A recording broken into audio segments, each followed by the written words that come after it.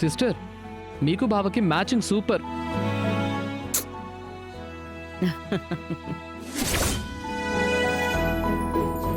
సరే, మీరిద్దరూ ముందు బయలుదేరండి.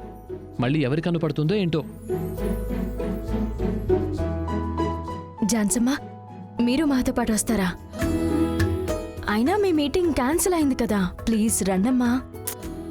వద్దు బంగారి, పెళ్ళైన ఇన్ని రోజుల్లో రవి నిన్ను బయటికి తీసుకువెళ్ళాలని దేవుడికి నేను మొక్కుకొని రోజులేదు.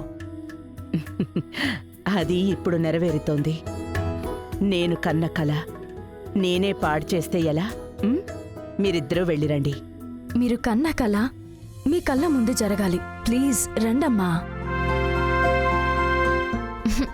అమ్మా అమ్మా అమ్మా, ప్లీజ్ రండమ్మా.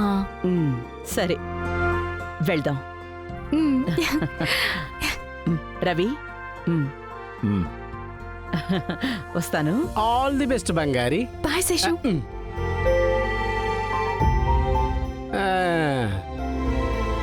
నమస్కారం. అందరూ కూర్చోండి. Welcome madam. నమస్కారం. ఇదిగోండి సార్. రండి మేడం. ఇది ఇవ్వండి. Welcome madam. Thank you, thank you, thank you so much.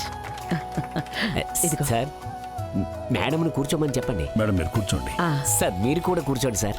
Thank you. కూర్చోండి మేడం.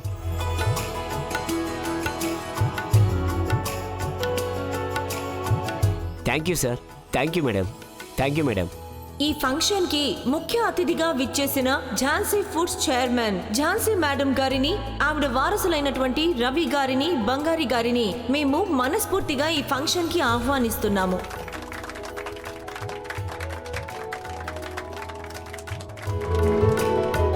ఝాన్సీ ఫుడ్స్ కంపెనీ ఇవాళ మొదలైంది కాదు, 50 ఏళ్ల క్రితం చిన్నగా ఒక ప్లాట్ఫామ్ మీద మొదలైంది. ఇది ఇంత పెద్ద ఇండస్ట్రీగా ఎదిగిందంటే దానికి కారణం ఝాన్సీ మేడం కృషి. ఝాన్సీ మేడం ఇవాళ మన ఊరికి గుర్తింపుగా ఎదిగారు. దానికి మించి ఆవిడ మనందరికీ పెద్ద ఇన్స్పిరేషన్ గా నిలిచారు. ఆవిడ మన ఫంక్షన్ కి రావడం మాకు నిజంగా చాలా గర్వంగా ఉంది. ఝాన్సీ మేడం గురించి మీ అందరికీ తెలుసు. అదే విధంగా ఝాన్సీ ఫుడ్స్ కి కాబోయే చైర్మన్ రవి సార్ గురించి అందరికీ తెలియాలి కదా. రవి సార్ గురించి ఒక చిన్న ఏవీ చేయించాం. ఆ ఏవీని చూసేద్దాం.